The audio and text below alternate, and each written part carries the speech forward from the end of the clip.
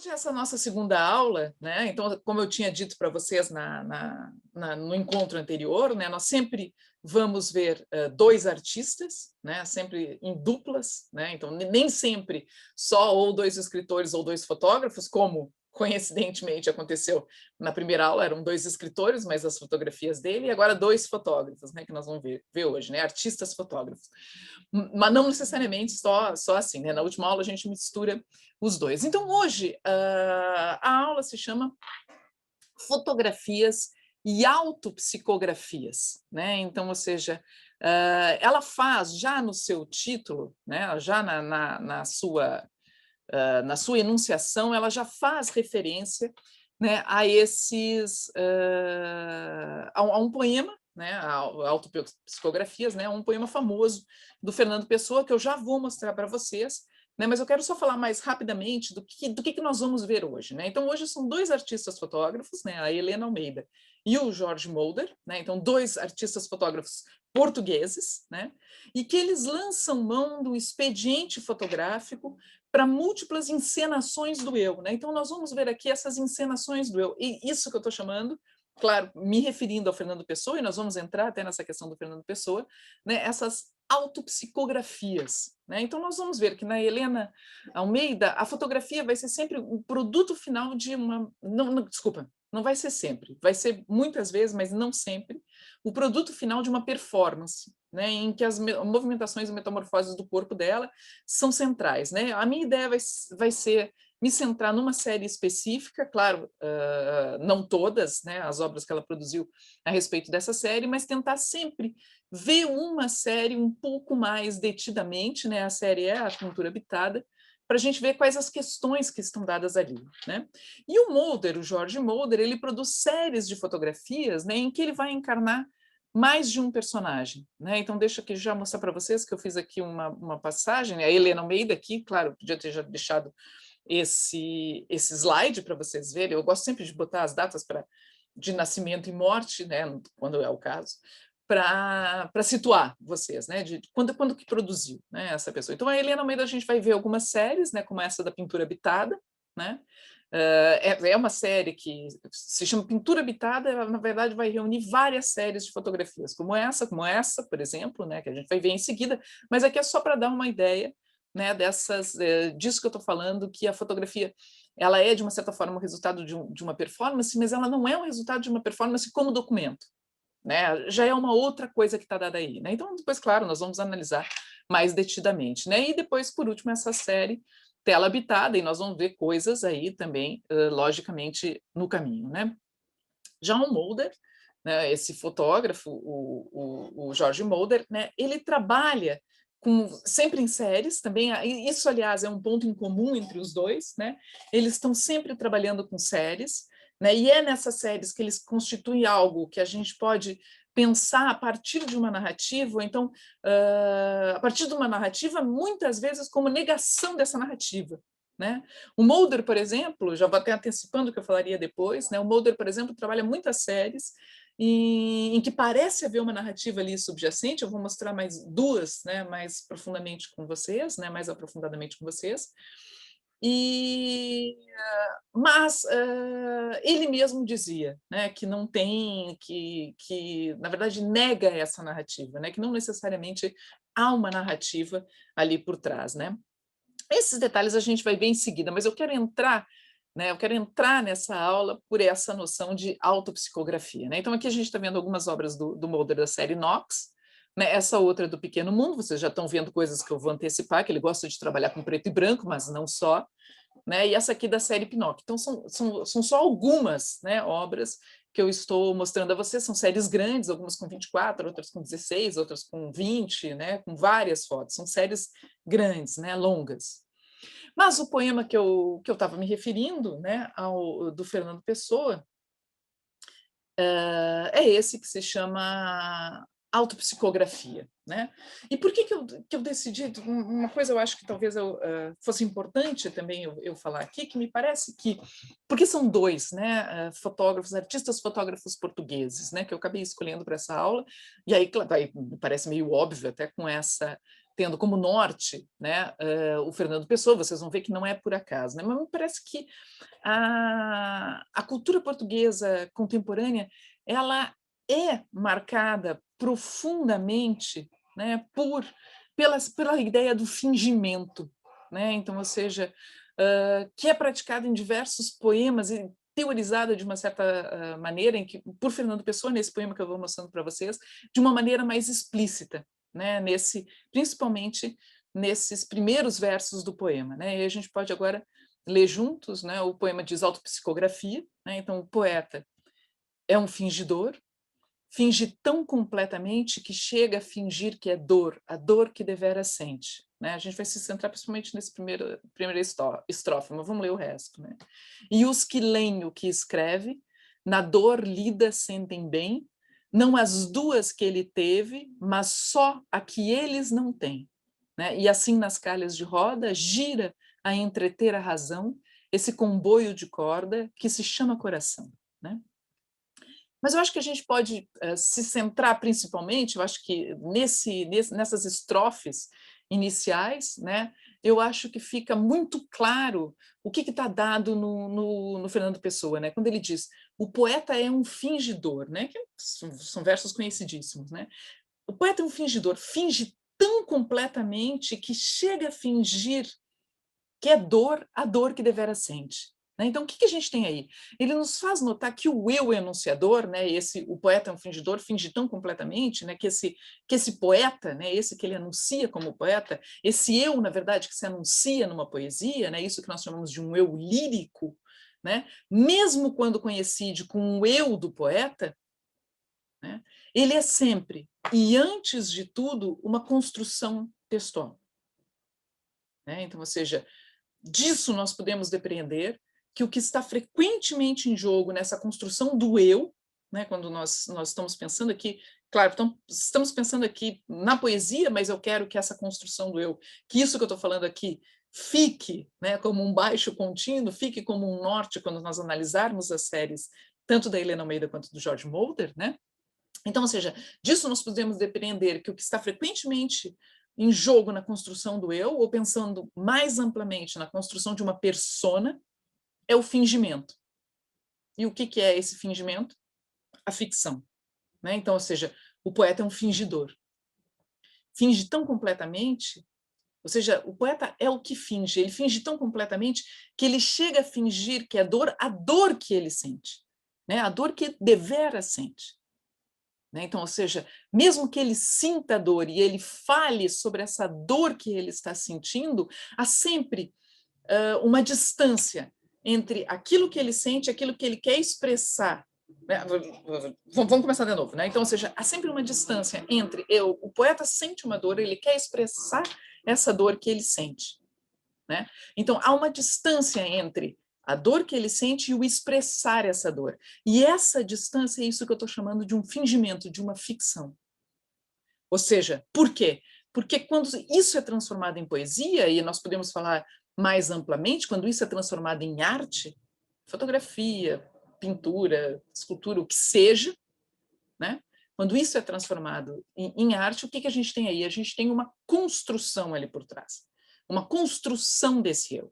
E é nessa construção desse eu que está isso que eu estou chamando de um fingimento, de uma ficção. Né? Então, ou seja, a gente tem essa elaboração do eu, no caso da poesia, uma construção textual. O eu é sempre uma construção textual. Né? E aí eu acho que não há como não lembrar de um outro poeta, o T.S. Eliot, né? Numa passagem de um texto que se chama Tradition and Individual Talent, né? Então, ou seja, tradição e o talento individual, um texto um tanto complicado, né? Porque ele que é conservador, né? Porque é um texto que vai defender uma manutenção de um cânone, né? Mas não é isso que nos interessa. Há uma passagem nesse texto em que eu acho que ela nos ajuda a iluminar, ela vai nesse sentido, né, de uma ficção, de uma construção textual, né, de uma construção literária como essa construção ficcional, né, que é quando ele diz o seguinte, estou citando o Eliot, né, quanto mais perfeito o artista, mais completamente está separado nele o homem que sofre da mente que cria. Mais perfeitamente a mente digerirá e transmutará as paixões que são seu material. Né? Então, vocês entenderam? É quase a mesma coisa, de um poeta um fingidor, fingir tão completamente, que chega a fingir que é dor, a dor que devera sente. Né? Então, quanto mais perfeito o artista, mais completamente está separado nele, está separado no artista, né? Então, ou seja, como se esse eu do artista se cindisse em dois. Então, está separado nesse ele, nesse homem, né? Que sofre, da mente que cria. Né? Então, como se houvessem dois homens cindidos, o que sofre e a mente que cria e que pode vir a falar sobre esse sofrimento. Né? E aí ele termina dizendo mais perfeitamente, né? A mente digerirá e transmutará as paixões que são seu material. Né? Então, inventar, produzir ficção, né? Está aí um dos elementos em jogo no mecanismo literário. Né? Então, não só no mecanismo literário, como nós vamos ver também nesse mecanismo que a Helena Almeida e o Jorge Mulder colocam em jogo. Né? E ressalto, trata-se de um dos elementos, né, para produzir ficção, né? Esse do fingimento. Né? Então, ou seja, a literatura não se esgota, a ficção não se esgota, né, nesse fingimento, né, nesse ficcional, né? Vai para além disso. Mas tem um outro artigo que eu queria citar aqui, é aqui que eu estou dizendo que, quando a gente vai construindo a aula, né, nós vamos percebendo que ficou de fora daquela bibliografia inicial uma série de outras coisas que eu vou citar aqui, como eu já disse no início, não sei se todos estavam presentes, né, eu vou mandar para vocês o complemento, né, o complemento por aula. Ou então é num artigo chamado A Literariedade, né, o Jonathan Kuller, que é um crítico literário, deixa eu ver se eu consigo abrir o chat aqui. Consigo? Que aí eu anoto aqui para vocês o nome dele, né? Deixa eu pegar aqui certinho, eu estou com 2 computadores. Não vai dar certo. Se eu conseguir sobreviver a isso, Jonathan Kuller, né? O artigo se chama A Literariedade. Né? Isso aqui é só para vocês saberem o nome, porque eu sei que eu sei que quando eu falo, né, que eu tenho que share screen, né? Quando eu falo share, vocês imaginam a própria share, né? Porque eu pronuncio exatamente igual. Né? Mas vamos lá. Então, no artigo A Literariedade, o Jonathan Kuller aponta como e eu friso porque há outros, né? Mas para mim me interessa esse, pensando a partir do Fernando Pessoa, né?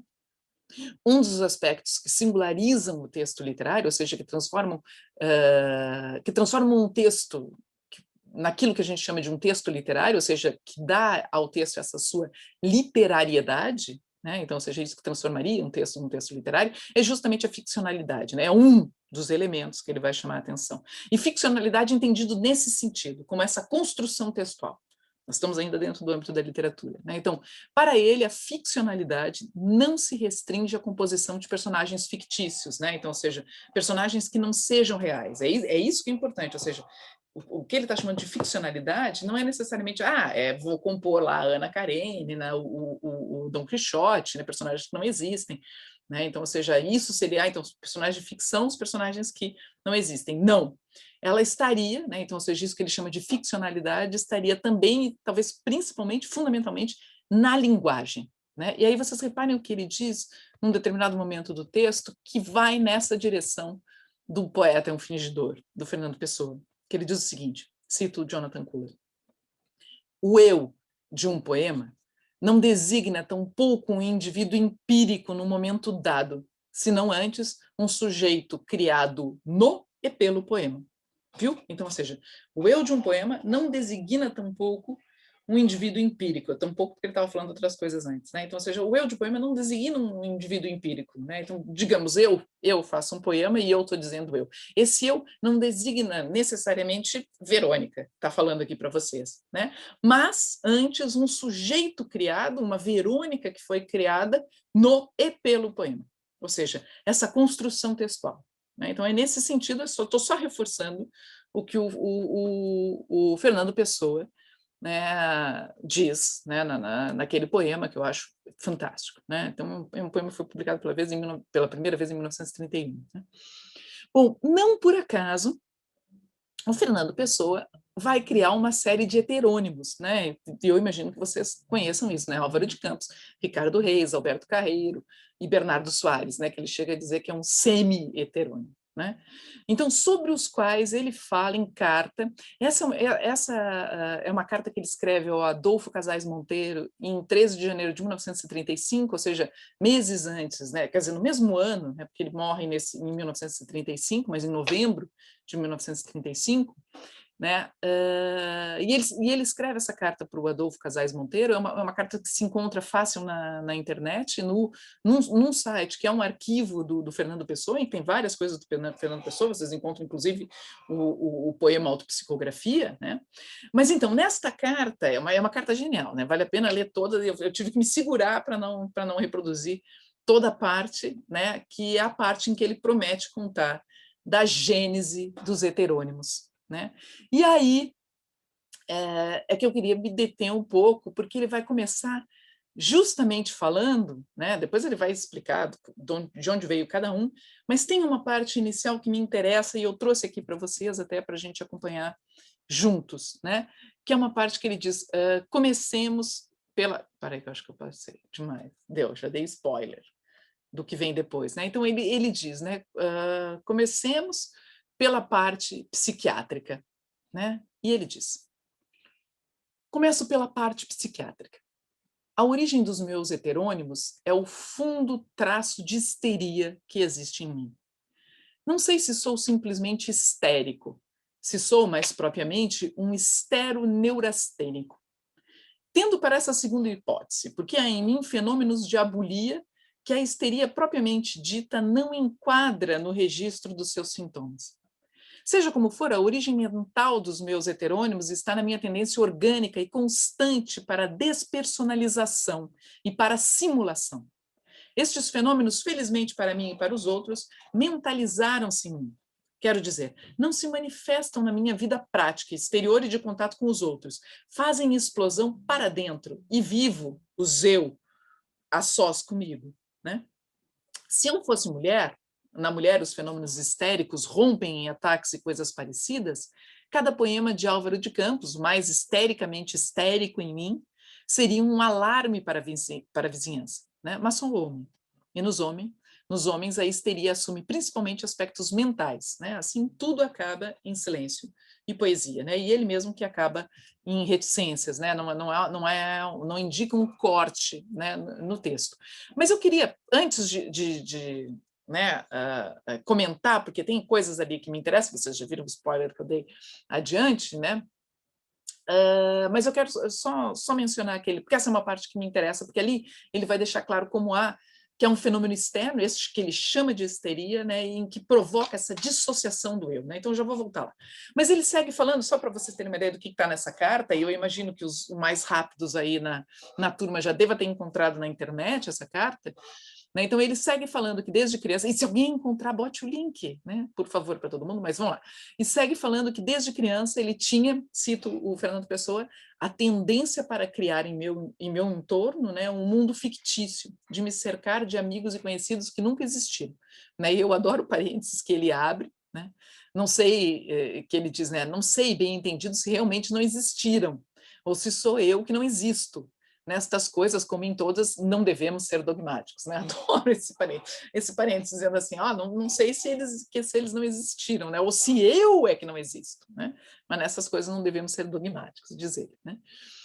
Bom, e ele lembra que, cito de novo ele, desde que me conheço como sendo aquilo a que chamo eu, né? Criava figuras irreais, fala ele, né?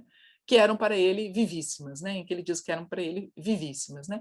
E aí ele passa a descrever a criação de cada um de seus heterônimos, e essas descrições são geniais, né? Tem a data de nascimento da criação de cada heterônimo, ele explica como é cada um, da altura deles, né, etc. E tal. Então, estão lá, por exemplo, Alberto Caeiro, né, que ele criou em 8 de março de 1914, que é um poeta bucólico, ele queria fazer um poeta bucólico, né, e os seus discípulos, né, porque ele vê os outros heterônimos como discípulos do Alberto Caeiro, né, do qual ele também seria discípulo, né? Então, o Ricardo Reis, né, que ele cria por volta de 1912, que veio da ideia, conta ele, de escrever uns poemas de índole pagã, né? O Álvaro de Campos, que é oposto ao Ricardo Reis, né? Em derivação deste, né? Então, ele é o oposto de personalidade do Ricardo Reis, né? Então ele vai para o outro. Então ele conta também que vê os heterônimos em sonho, né? Ele diz que eu vejo diante de mim, né? Estou citando o Pessoa, no espaço incolor, mais real do sonho, né? As caras, os gestos de Caeiro, Ricardo Reis e Álvaro de Campos, né? Construir-lhes as idades e as vidas, né? E ele vai dizer ainda que ele fala, né? Criei então uma coterie inexistente, fixei aquilo tudo em moldes de realidade. Graduei as influências, conheci as amizades, ouvi dentro de mim as discussões e as divergências de critérios. E em tudo isto me parece que fui eu, criador de tudo, o menos que ali houve.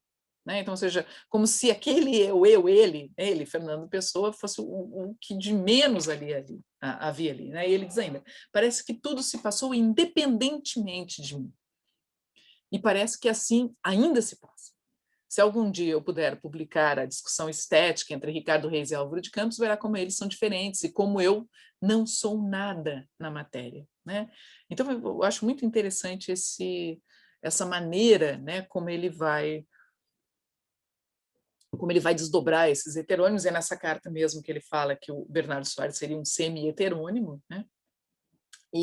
Lá mais para o final ele diz assim, creio que lhe expliquei a origem dos meus heterônimos. Né? Se há, porém, qualquer ponto em que precisa de um esclarecimento mais lúcido, estou escrevendo depressa, e quando escrevo depressa não sou muito lúcido, diga que de bom grado lhe darei.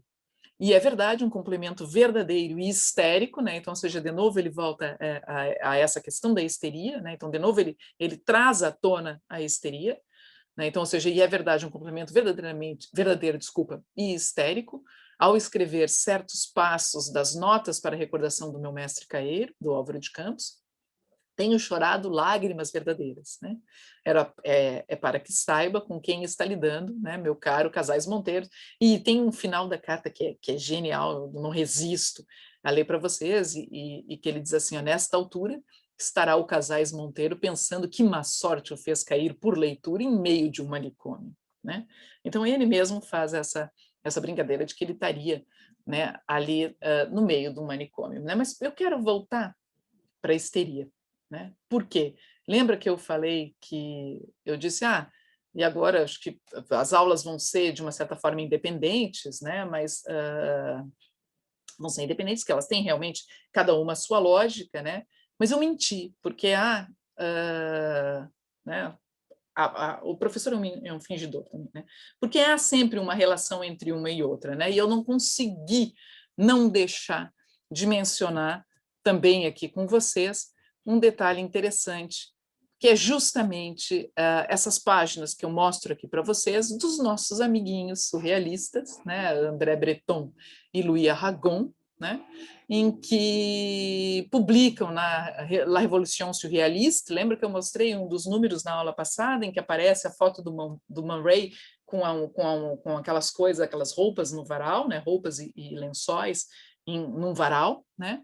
E é curioso que, para a gente voltar, peraí, vamos por partes, né? Vamos reler o que o Fernando Pessoa, depois eu volto lá para a Revolução Surrealista. Né? O que o Pessoa diz nessa carta para o Casais Monteiro. Né? Então ele diz, começo pela parte psiquiátrica, e ele vai dizer, a origem dos meus heterônimos é o fundo traço de histeria que existe em mim. E ele diz, não sei se sou simplesmente histérico, se sou mais propriamente um histero-neurastênico.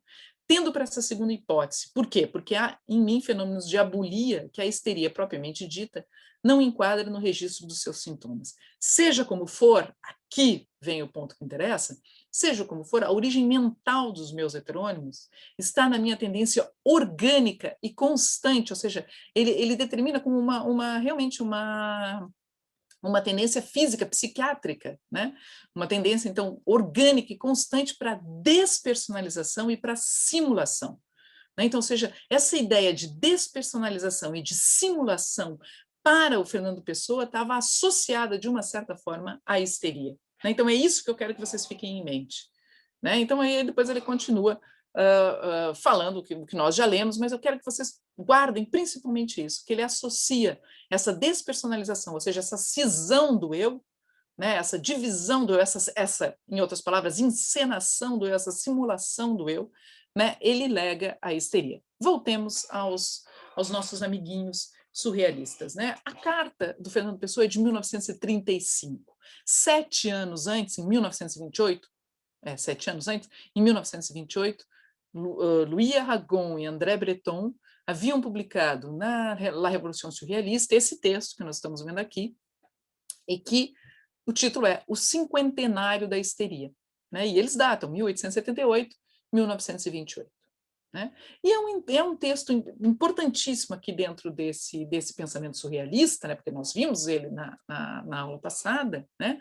Porque é um pensamento em que é um texto em que eles vão propor que uma nova definição de histeria. Eles vão propor uma nova definição de histeria, ou seja, aquilo que era visto como negativo, uma doença, né, eles propõem que se veja de uma maneira positiva.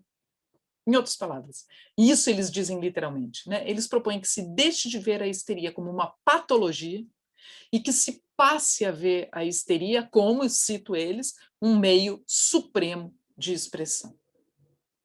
Ou seja, eles propõem que se venha a histeria como um meio supremo de expressão. Vocês podem estar se perguntando, então não tinha histeria antes de 1878, quando eles estão datando, né, esse cinquentenário da histeria, na verdade, uma grande homenagem a a esse surgimento, de uma certa forma, né, da histeria. E quando é que surge a histeria? Vocês estão vendo que o texto ele está, né, ele tem em torno uma série de fotografias, mas especificamente 6 fotografias. Né?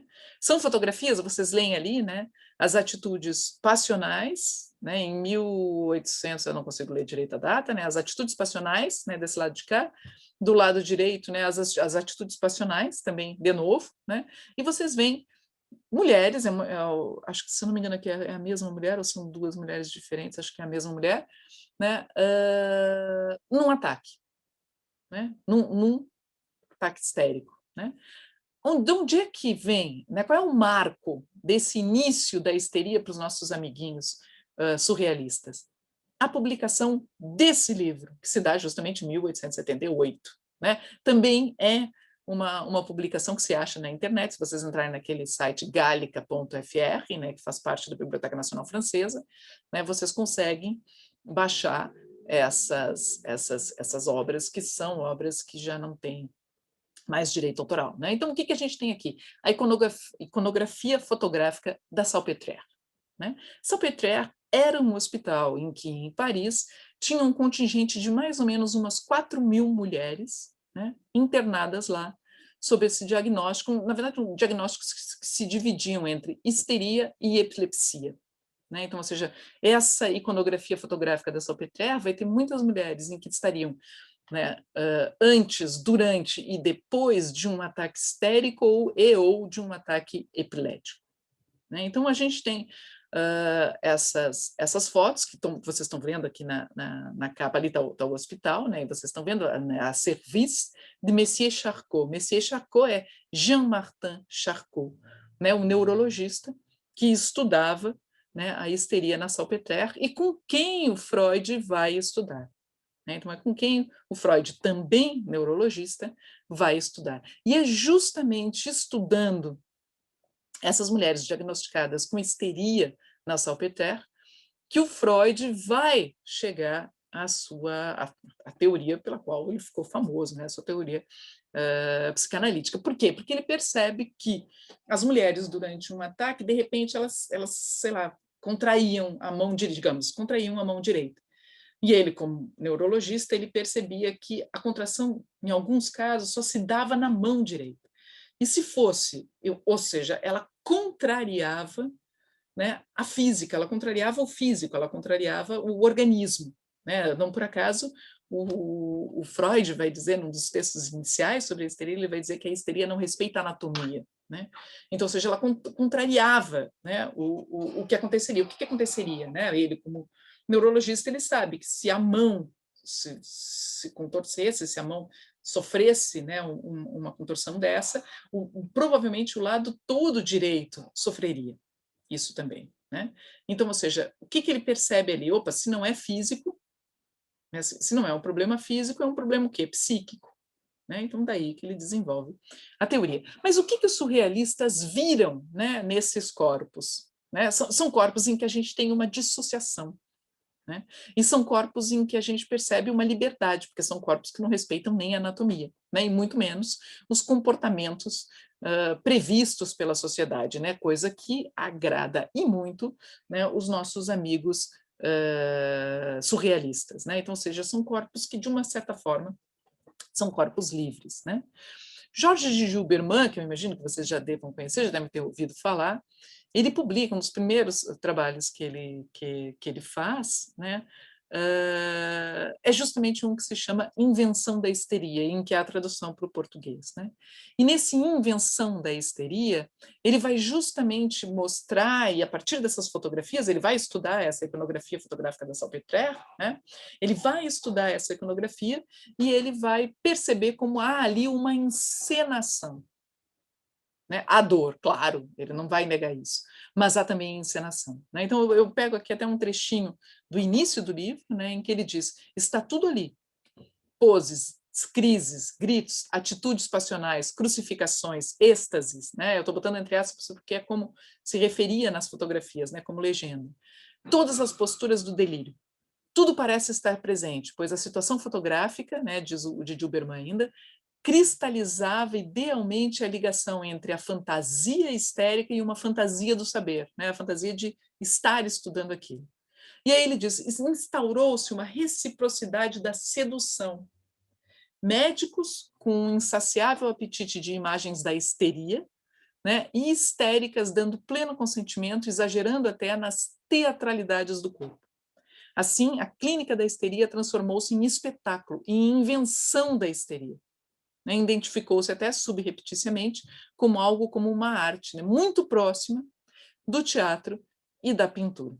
Né? Então, ou seja, como uma sugestão de a histeria como esse meio supremo de expressão, né, que me parece que, de uma certa forma, está dado desde lá de quando Fernando Pessoa comenta, né, o surgimento dos seus heterônimos, né, e que ele liga justamente uma dissociação do eu, né, um eu que não se controla, né, esse eu e esse corpo que acaba não sendo controlado, e daí um corpo que se secciona, que se divide, que se transmuta, né, que se multiplica, né, e que cria outros eus, né, e cria, de uma certa forma, também outros corpos. Né?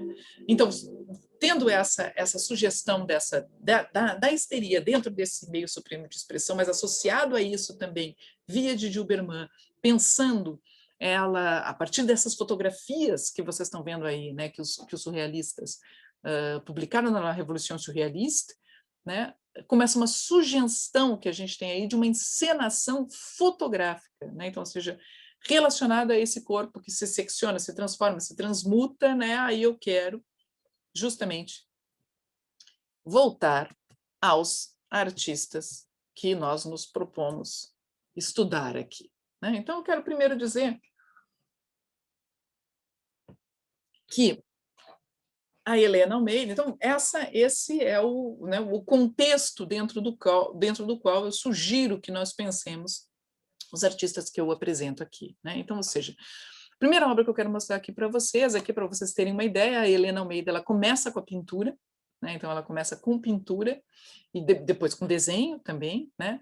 E é uma pintura que logo se transforma numa pintura que questiona a própria pintura, né? Então vocês veem aqui nessa obra que é sem título, na verdade, ela vira, né? A gente vê o chassis da pintura, né? Como se a gente vê, desculpa, o chassis do quadro, né? Então, ou seja, é como se o quadro se desfizesse, como ela nos deixasse à mostra, né? Esses procedimentos que estão por trás da pintura, como se isso fosse uma arquitetura, né? Então, ou seja, se a pintura fosse um edifício, né? É como se ela raspasse toda a casca, toda né, a parte que fica por fora, exterior, e nos tornasse à vista, né, nos deixasse à vista os pilares, só os pilares. A gente visse aquela carcaça do edifício, como nós vemos quando um edifício está em construção. Mas aqui não é a pintura sendo construída, mas é como se fosse o contrário, o trabalho inverso. Né? Nós temos o edifício pronto e se tirasse, né, essa parte exterior e deixasse, né, a sua estrutura à vista, né? Então, como se ela revelasse, de uma certa forma, essa pintura. Então, a gente também tem aqui um jogo de encenação da própria pintura, já no início dessa obra da Helena Almeida, né? Uma das primeiras obras, uma das primeiras não, considerada a primeira obra que ela usa fotografia, né, é essa que se chama Tela Rosa para Vestir. Né? Então, a gente está vendo a própria Helena Almeida, ela está com uma tela, que a gente imagina rosa, né, em que veste no corpo. Né? Então, o que a gente tem aqui? Nós temos uma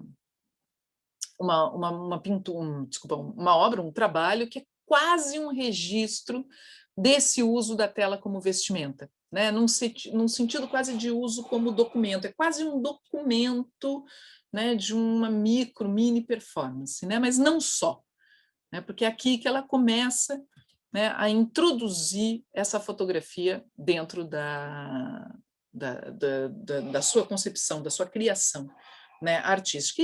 E a partir de então, ela vai usar a fotografia, né, mais amplamente, né? Então, ou seja, no início da década de 70, principalmente próximo ao meados da década de 70, essa série que nós vamos ver, né, Pintura Habitada, é uma das primeiras séries né, grandes que ela faz, né, em que a gente percebe esse início de uma generalização, né, no uso da fotografia, né, no recurso à fotografia, né, ou seja, nesse uso da fotografia. Então, a gente percebe essa generalização, não que ela não tenha usado antes, né, essa generalização que ela passa a usar a fotografia, e nessa generalização ela passa a se retratar. Né? Então, ou seja, a gente começa a ver como ela vai aparecer mais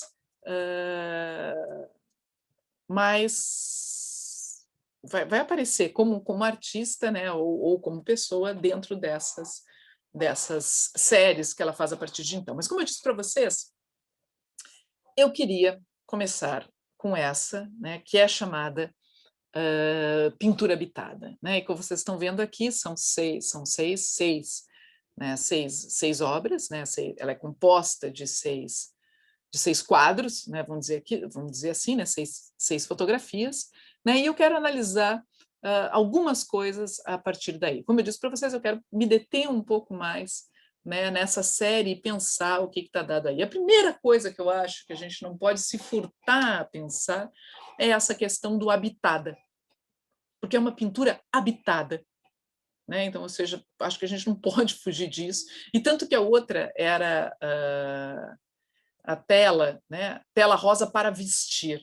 Né? Então, ou seja, habitar, a gente tem, por um lado, né? Por um lado, a gente tem a ideia, né, desse habitada, a gente tem, de uma certa forma, duas ideias. A primeira é de habitar, de morar. Né? Então, ou seja, seria uma pintura em que se mora, mas também, por outro lado, se a gente pensar que daí a gente pode ter associado também a ideia de hábito, ou seja, a ideia de vestimenta, né? Ela também é uma pintura que se veste. Né? Então, ou seja, uma pintura que se veste. E o hábito, né? O hábito, ou seja, a vestimenta, ela vem de hábitos, né? Que é um estado do corpo, uma compleição, um modo de ser. Né? Então, ou seja, a gente teria uma ideia aqui, né? Então, ou seja, é um estado do corpo, uma compleição, um modo de ser. Né? E aqui eu estou recorrendo ao dicionário de novo, como eu adoro fazer, né? Ao Wise, na etimologia do Wise. Né? Tanto de habitar, de habitado, quanto de hábito, né? Que é a própria vestimenta. E aí, também, né, uma das acepções antigas, né, de hábito era a aparência exterior, figura, vulto. Né? E na biologia e na mineralogia, que também está dado ali, ainda se preserva essa acepção como uma forma ou aparência externa de uma planta ou de um mineral. Né? Então, hábito, ainda dentro da biologia ou da mineralogia, ela também quer dizer isso, essa forma ou aparência externa de uma planta ou de um mineral. Né? Mas eu gosto principalmente dessa ideia de que pode vir de hábitos, né, que é um estado do corpo, uma compleição, um modo de ser. Né? Então, nós teríamos uma pintura habitada, que é uma pintura, de uma certa forma, que sugere um modo de ser. Né? E nós poderíamos pensar, e aqui eu só vou citar muito rapidamente, né, citar mesmo rapidamente, que a gente poderia colocar e pensar Helena Almeida e essa série Pintura Habitada dentro de pelo menos 2 outras obras de literatura em que trazem essa ideia da habitação para o seu título. Estou me referindo ao livro do Rui Belo, né, um poeta também português, são todos portugueses aqui, que se chama O Problema da Habitação, que é de 1962, né? Então, ou seja, em que ali a habitação é algo metafísica, né? Então, ou seja, não é somente algo a ser realmente habitado, né? Mas ela pode constituir quase como um modo de ser, né? Então, a série, esse livro do Rui Belo é de 62, a série da Helena Almeida é de 74, e em 87 nós temos outro poeta português, o Antônio Franco Alexandre, publicando As Moradas 1 e 2, né? Morada, né? Então, a gente volta também a essa ideia da morada, né? Então, da morada e da habitação, né? Bom, mas voltando agora, falamos do título, porque já que estamos trabalhando essa relação com a literatura, né, voltamos a essa série, como vocês estão vendo aí, né, uma série em que a Helena Almeida ela aparece pintando com tinta azul, que é uma das marcas dela, né, e aí como chama atenção, o Ivo Braz tem um livro, né, que é resultado de uma pesquisa que ele fez, uma pesquisa acadêmica que ele fez, né, e que se chama Pensar a Pintura. Como eu disse para vocês, eu enchi minha mesa de coisas, não cabem meus livros, eles estão ali adiante, mas esse está na bibliografia, né?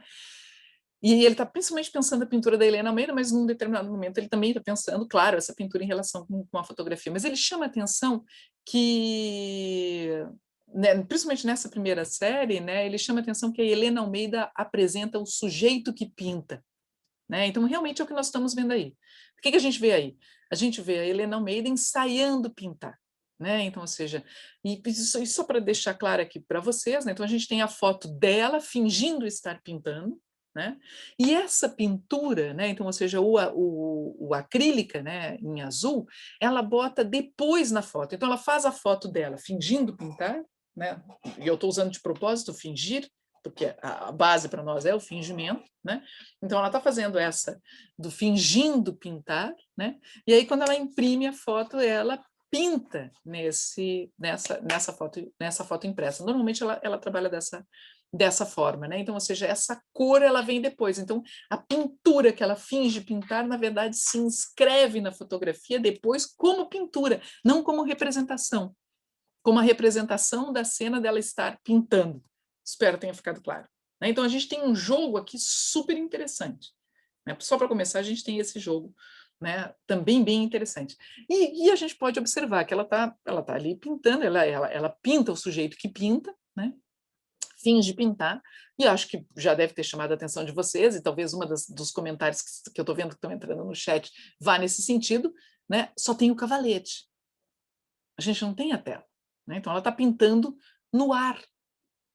Ela está pintando no ar. Né? E quando ela pinta de frente para a câmera, e reparem que ela não olha para a câmera, né? E quando ela pinta de frente para a câmera, nessa série aqui do lado, né? Na série do lado direito, não sei se vocês estão vendo meu cursor, né? É quase como ela finge, de novo, vou usar muito esse fingir de propósito, né? Ela finge estar pintando como se estivesse pintando numa tela transparente ou num vidro, o que me faz lembrar o Picasso, né? Nesse filme, que é o primeiro filme que fazem isso, né? De pedirem para o Picasso pintar num vidro, né? Que é um filme chamado Visit to Picasso, né? Depois ele vai ser... Há um outro filme de 56, se eu não me engano, 56, deixa eu ver aqui nas minhas anotações, isso, de 56, do Henri Georges Clouzot, né? Esse é um filme mais conhecido, que é The Mystery of Picasso, né? Em que ele vai, o mistério do Picasso, né? Em que ele vai, em que ele volta a pintar em vidro, né? Então, mas a gente tem aqui, que peguei uma imagem do filme, pelo menos partes desse filme, vocês também encontram fácil na internet, né? Em que o Picasso pinta no vidro. Né? Isso daí só para chamar a atenção que parece haver um fingimento de que algo parecido, né, acontece ali. Então a gente tem essa pintora, né, que está essa artista, né? Então a gente tem o que a gente tem aqui, o retrato, essa pintura habitada, na verdade, é o retrato dessa artista que finge estar pintando e a pintura se inscreve depois. Nós não podemos também deixar de observar o jeito que ela se veste, né? Então, não há a tela, né, mas é como se, de uma certa forma, será que essa tela se enroscou nela? Porque ela está, a gente não pode nem dizer vestida, ela está enroscada, né, ela está envolta, né, num pano, num tecido volumoso, né, um tecido volumoso e parece bem leve, né, não seria tanto um tecido de tela, mas um tecido bastante volumoso e leve, né, no qual ela se enrola para fazer essas pinturas, né? Eu não me lembrei do Picasso à toa, né? Por quê? O Picasso fez uma série de pinturas que é o pintor no seu ateliê, ou então o pintor e a modelo, né? Não vou mostrar a série toda aqui, vou mostrar uma ou outra. Como inúmeros artistas antes dele, né? Então, ou seja, a gente também não pode perder de vista, né? E essa é a minha sugestão que eu faço agora, nós não podemos perder de vista que as ações que Helena Almeida executa nessa série são realizadas em seu ateliê, né? Então, a gente tem, né, também esse artista no seu ateliê, né? Então, o artista se retratando no seu ateliê, né? Então, ou seja, poderíamos, portanto, colocar a Helena Almeida dentro de uma grande tradição de artistas que representam no seu ateliê. E aqui eu trouxe alguns, tentando voltar aos mais antigos, né? Então, a gente pode ver tanto nessa do Ian Gossaard, né, Gossaard, que São Lucas, né? Então, imagina, 1515, né? Então a gente tem isso desse período conhecido como Renascença, né? A gente tem o São Lucas não necessariamente no seu ateliê, né? Mas dentro de, sei lá, uma casa burguesa, né? O São Lucas retratando a Virgem, né? Então talvez sejam, a gente pode botar dentro dessa série, né, de representações do artista pintando, né? Então, ou seja, o São Lucas retratando a Virgem, né? Porque há também uma lenda de que São Lucas inicia a pintura, né, dentro da tradição cristã, obviamente, né? Então São Lucas há dentro dessa tradição que o São Lucas era o primeiro a fazer a pintura e o primeiro a fazer o retrato da Virgem, né? Então, ou seja, é um tema que eu poderia ter posto em ordem, né? Essa eu acho que é a obra mais antiga que eu trago aqui para mostrar para vocês, né? Que é do Rogier van der Weyden, né? Em que também é considerado um autorretrato, né? Então, ou seja, o van der Weyden ele se coloca na pele de São Lucas, né? Então, ou seja, esse São Lucas é o van der Weyden, né? Então se imagina que seja um autorretrato dele a partir também da observação de outras obras, o que era algo absolutamente novo nessa época, 1435, né, do artista se autorretratar, né? Então, você imagina mais na posição de um santo, era uma tremenda ousadia, né? Então ele na posição de um santo, pintando a Virgem. Aqui sim, parece estar num lugar em que seria mais o habitat, já que a gente está usando esse habitar, etc. e tal, né? O habitat dele santo, né, em que a Virgem se deslocou para ser pintada, retratada por ele, desenhada por ele, né, nesse habitat, porque é uma coisa mais fechada, menorzinha, né, então, ou seja, a gente tem esse deslocamento justamente para o âmbito do artista, né. E essa é uma outra, né, Lucas ainda 1535, né, então outra ainda dentro de uma tradição flamenga, né, do Van Hanskerk, essa pintura em que a gente tem o Lucas pintando a Virgem e o Menino, aqui a gente vê o que ele está pintando, né? E a gente vê esse ateliê dele tomado de coisas, né? Um anjo que a gente não sabe se é um anjo mesmo, se é uma estátua que está segurando a luz, né? Lá atrás uma estátua, um outro cara dando palpite, né? Então aqui a gente já tem também dentro de um cenário que seria o cenário, o ateliê, né, desse pintor, né, que é São Lucas, e como eu já disse, a gente vê o quadro, né? Então aqui eu trouxe também algumas outras, né? Gerardoux, né, um pintor no seu estúdio, aqui já dei um salto para 1628, né, em que a gente vê, e aqui é interessante que tem uma reversão de olhar, né?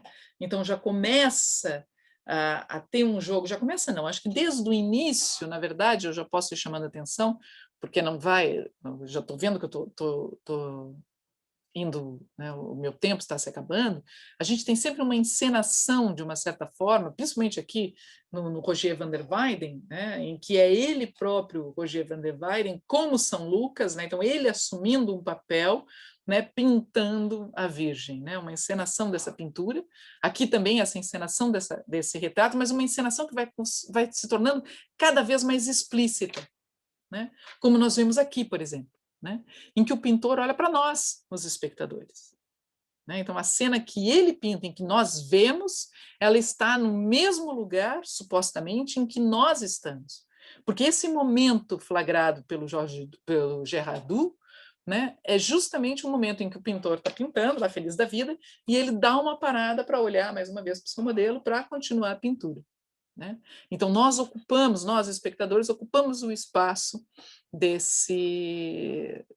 do modelo, né? De onde está esse modelo. Então, a gente começa a ter aqui um jogo interessantíssimo, né? de relações. E aqui, com o Rembrandt, né? A gente vai ter o retrato do pintor no seu estúdio, que se chama O Cavalete, não por acaso, né? Ele tem esse segundo título, que é O Cavalete, porque o que nós vemos em primeiro plano é o cavalete.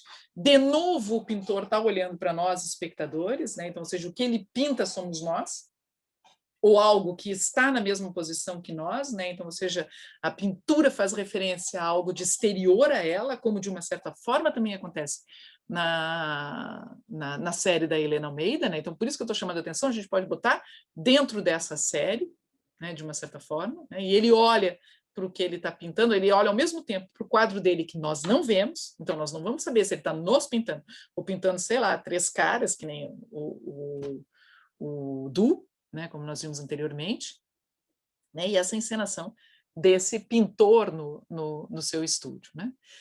Se a gente pula para o surrealismo, né, já que eu trouxe de novo surrealistas, né, essa encenação ela fica muito mais evidente. Né? Se a gente olha um quadro como esse do Magritte, o Magritte é o rei, né, da traição das imagens, né? que é o termo que ele usa, né? dessa traição das imagens. Né? E me parece que aqui fica claro, né, dentro do âmbito do surrealismo, o que eu quero dizer? Vamos começar de novo. Né? Dentro do âmbito do surrealismo, né, me parece que fica claro, fica absolutamente claro, fica explícito esse caráter de encenação. Não apenas do próprio ato de se representar pintando, né? A gente tem aqui uma construção também de uma persona, né, desse pintor que pinta, acho que fica claríssimo quando o Weyden assume, inclusive, o papel do São Lucas, né? Mas aqui, então, a gente tem essa encenação não apenas do próprio ato de se representar pintando, como da própria pintura. Né? Então, seja coisa que, aliás, também a Helena Almeida vinha colocando em questão, como eu falei para vocês, né? com as primeiras obras dela, em que coloca em questão a própria ideia de pintura. Né? Então, ou seja, e aqui em obras como a do René Magritte, a gente vai ver principalmente essa questão da impossibilidade da representação. Né? O que a gente está vendo aqui? Né? Então, ou seja, aqui a gente percebe que fica evidente, fica clara, fica explícita, por meio justamente dessa dissociação das imagens, né? Então, ou seja, dessa histeria das imagens, né? Para a gente também usar um termo que nós usamos aqui no início dessa nossa aula de hoje, desse nosso encontro de hoje, né? Dessa dissociação das imagens. Ele olha para um ovo e ele pinta um pássaro, né? Absolutamente construído. Né? A pintura é uma construção. Ele olha o ovo, ele olha o seu modelo, mas ele pinta um pássaro. Né? E aqui a gente tem o próprio Magritte encenando ele, fazendo a pintura. Então, vocês veem que ele bota no cavalete, é do mesmo ano, né? Ele bota se chama clarividência. Essa pintura a gente também não pode, né, dissociar isso, né? Clarividência, ou seja, aquilo que é clairvoyance em francês, né? Aquilo que o que se vê, né, para além do que ele está vendo ali, que é o ovo. Né? Então, ele faz esse pássaro. E aqui é o próprio Magritte encenando, ele pintando a pintura que eu mostrei para vocês. Né? E essa outra do Magritte, que eu falei para vocês, né, essa tentativa do impossível, né, o pintor que pinta a sua própria modelo. Né, então, eu adoro essa pintura do Magritte, porque dentro, ou seja, por quê? Porque dentro do âmbito do surrealismo fica muito clara, fica muito evidente, né, essa construção da imagem, né, essa falsificação das imagens, esse fingimento, para usar um termo que é caro para nós aqui no encontro de hoje, né, esse fingimento das imagens, né, em que a gente vê aqui. Então, aqui é uma tentativa do impossível, né, que é ele pintando a própria modelo, né, em que ele olha. Bom, dentro do âmbito do surrealismo, como eu disse para vocês, que foi dentro do âmbito que eu botei esse primeiro pensamento inicial dessa dissociação do eu, né, tendo, né, como fundo, né, essa histeria como modo de expressão, né, nós esperaríamos que essa encenação viesse à tona, né? Então, ou seja, que esses tijolos da construção se mostrassem aparentes, não é verdade? Eu pelo menos esperaria. Mas e no seio do que a gente chama de realismo? Será que a gente imaginaria isso? Se a gente pega um pintor como Gustave Courbet, né, uma pintura que se chama Atelier do Pintor, em que ela é feita em 1855, exatamente no ano em que ele faz uma individual, né? Não tinha esse nome na época, até porque ele estava inventando isso, né? Ele não é aceito nos salões oficiais para exibir as suas pinturas em Paris, né? E aí o que ele faz? Ele cria um pavilhão, porque tem que ser um pavilhão, porque é o tamanho das obras do Courbet, né? Então é 3,61 metros por 5,98, quase 6 metros, né? Então são coisas absurdas de grandes. Então ele cria um pavilhão para ele em que ele expõe as pinturas que ele produziu e que não foram aceitas, né? E lá ele vende essas pinturas. E ele, né, junto a essas pinturas, ele publica um texto que se chama O Realismo, né, em que ele vai justamente defender esse olhar para tipo, né, usando os termos do Oswald de Andrade, olhar com olhos livres para a realidade, né? Então, ou seja, ter uma relação, né, pintor com a realidade, né, uma relação artista com a realidade, que seja uma relação o mais imediata possível, no seguinte sentido, que não seja mediada, seja por religião, seja por literatura, seja por nada. Né? Então, seja essa aproximação à realidade. Né? Mas o que nós vemos aqui nesse ateliê do pintor? Né? E eu só estou fazendo a pausa para vocês fingirem que estão respondendo, né? Porque aqui muita gente vai ficar mais difícil. O que nós vemos? O pintor está dentro do seu ateliê, não há dúvida nenhuma. Está do lado da sua modelo, né? A modelo que está nua, e trazendo, reparem, um pano também, né? Um tecido volumoso, no qual muito provavelmente ela pudesse estar envolta, como a gente vê, de uma certa forma, na Helena Almeida, né?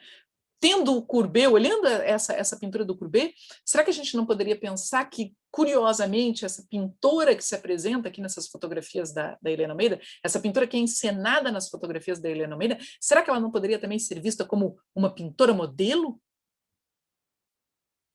Fica a pergunta. Então vamos adiante. Voltando para o seu Courbet, né? Aqui, total encenação. No surrealismo, a gente não esperava outra coisa, né? Mas no realismo a coisa fica mais interessante. Né? Porque, como eu disse para vocês, ele está num ambiente absolutamente fechado, está cheio de gente no ateliê dele, só isso também já é absolutamente, né, inverossímil, né? Tem um modelo lá pendurado lá atrás, né? Não sei se estão vendo uns quadros virados contra a parede, etc. e tal. Ele está num lugar fechado, do lado dele está uma modelo, né? Uma modelo seminua, né? Mas o que ele pinta? Ele pinta uma paisagem. Né? Então, ou seja, ele pinta o que não se vê ali. Não é muito diferente do Magritte olhando para o ovo e pintando um pássaro. Então, o que a gente tem aqui nessa base? Uma encenação. De novo, uma encenação. Essa encenação não só do eu, mas uma encenação da própria prática da pintura. O que, de uma certa maneira, nós também vemos dentro da Helena Almeida. O que eu fiz aqui? Eu quis pensar, voltar para essas obras da Helena Almeida, tendo essa tradição, que aqui eu mostrei só alguns para vocês, a gente poderia ir até a explosão, né, com vários exemplos, né, mas chamando atenção justamente para essa encenação que a gente vê ali, né? Então, e é curioso ali, uma coisa que eu também queria chamar a atenção, é curioso que em muitas telas, aqui no Courbet a gente vê a tela, né, mas lá no Rembrandt, por exemplo, a gente não vê a tela, né? E, por exemplo, também não posso, eu tinha falado do Picasso, que há vários, não ia deixar de trazer o Picasso, né? Então, trouxe do mesmo ano até que aquela última do Magritte, né, do Tentativa do Impossível, em que o Picasso faz aqui o pintor e a sua modelo, né? Em que aqui, é claro, a encenação toda se dá tem em função do estilo que ele escolhe, né, desse estilo que é pós-cubista, né, e que tem toda uma destruição total dessa figura humana, né, essa deformação da figura humana, essa simplificação da figura humana, né? Então a gente quase mal não vê a tela, né? Tem alguns elementos que fazem com que a gente identifique quem é a modelo, quem é o pintor e onde está a tela, né, que ele pinta, né? E eu trouxe o Picasso não por acaso, porque em 1957 ele vai fazer uma série chamada Las Meninas, e eu imagino que vocês devam ter pensado por que a Verônica não trouxe, né, Las Meninas, que o Picasso faz, né, claro, tendo como relação o famosíssimo Las Meninas do Velázquez, né, em que a tela, de novo, nós não vemos o que está sendo pintado ali. Milhão de interpretações dessa obra. As que eu mais gosto são as do Foucault e uma pequenininha do Ferreira Goulart, no livro chamado Relâmpagos, né? Mas a mais famosa é a do Foucault, no As Palavras e as Coisas, né? Em que ele vai mostrar justamente, tanto um quanto o outro, tanto o Foucault quanto o Ferreira Goulart, vão justamente mostrar esse jogo de olhares e de posições, né? Então, o pintor se coloca, a gente está vendo, o pintor está se pintando, é um autorretrato, né? O pintor está se pintando no ato da pintura, né? Mas nós não vemos o que ele está pintando, ele olha para nós também como Rembrandt, né? Naquela que a gente viu, o Rembrandt lá no fundo, né? Só que não tem ninguém, aqui está cheio, né? E tem um suposto espelho lá atrás. Eu digo suposto porque há quem diga que é um espelho, há quem diga que não é um espelho, em que estariam o rei e a rainha, né, etc. e tal, né? Mas há vários elementos nessa pintura que são geniais. O cara que entra ou sai da sala lá no fundo, né?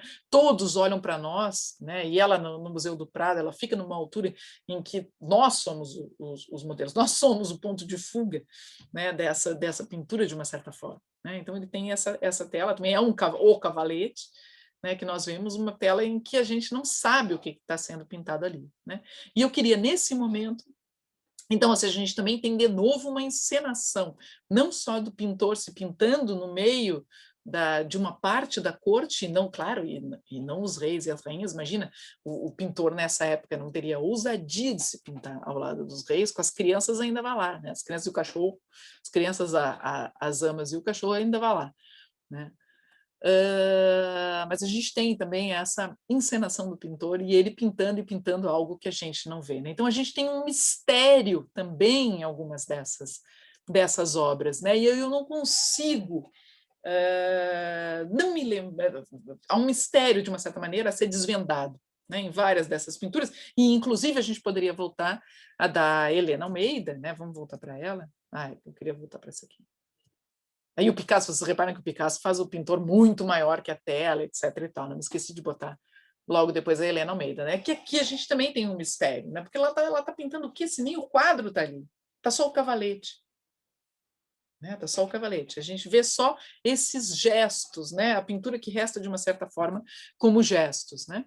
E aí, falando desse mistério, né, esse mistério a ser desvendado nessas telas em que nós vemos, no caso em que isso aparece, né, me fez lembrar uma observação do próprio Fernando Pessoa, lá naquela carta que eu mostrei para vocês no início, para o Adolfo Casais Monteiros, né, que aí ele, na verdade, ele faz 3 perguntas para o Fernando Pessoa, né, que ele diz que ele vai responder. A primeira é sobre os livros que ele planeja, né, e é esse um comentário que me interessa aqui, um detalhe do comentário que eu já vou comentar, né, um comentário que eu vou comentar, mas tudo bem, vamos adiante. E a segunda sobre os heterônimos, que é a maior parte da carta, né, e a terceira sobre o ocultismo, né, que ele também vai falar sobre isso, que é uma coisa que interessa muito ao Fernando Pessoa. Adoraria falar sobre isso, porque eu acho que tem até a ver com o Mulder, mas eu notei, quando eu estava preparando essa aula, que não ia dar tempo.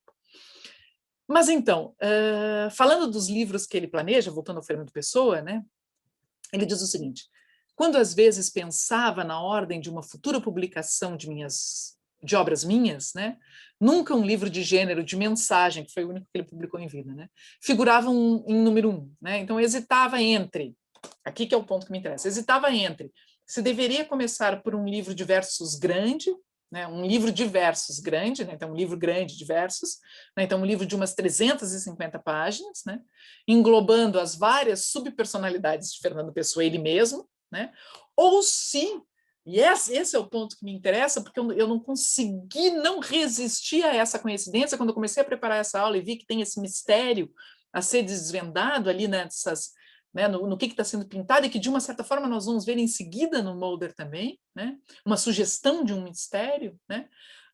Então, se o Fernando Pessoa diz que não sabe se fazer esse livro grande, de 350 páginas, ou se deveria abrir com uma novela policiária, que ainda não consegui completar. Ou seja, com uma novela policial, que a gente tem como base justamente, né, uma procura, uma busca, um mistério a ser desvendado. Né? Então, ou seja, aqui a gente tem quase como se uma cat, né, a cat, essa busca, essa procura, ela se voltasse, né, caísse em bases mais corriqueiras, essa do mistério policial, né, ou do policialesco, como a gente vai ver também em seguida com o Mulder. Né? Mas vamos ver outra série da Helena Almeida, que agora eu já estou começando a ficar preocupada com a outra série, não, desculpa, a mesma série, porque se chamava Pintura Habitada e é uma série de obras em que a Helena Almeida faz isso. Mas eu queria mostrar mais aquela, e é dentro daquele âmbito que eu acho que a gente pode pensar todas as outras. Né? Repara que aqui ela está pintando diante de um espelho. Né? Então, não por acaso, também trouxe Velázquez como o último ali. Né? Ela está pintando diante de um espelho, está pintando a si mesma, né? Na verdade, está pintando a própria imagem diante do espelho. Né? Então, o pincel está diante do espelho, ela olha para si, ela não olha mais para a câmera.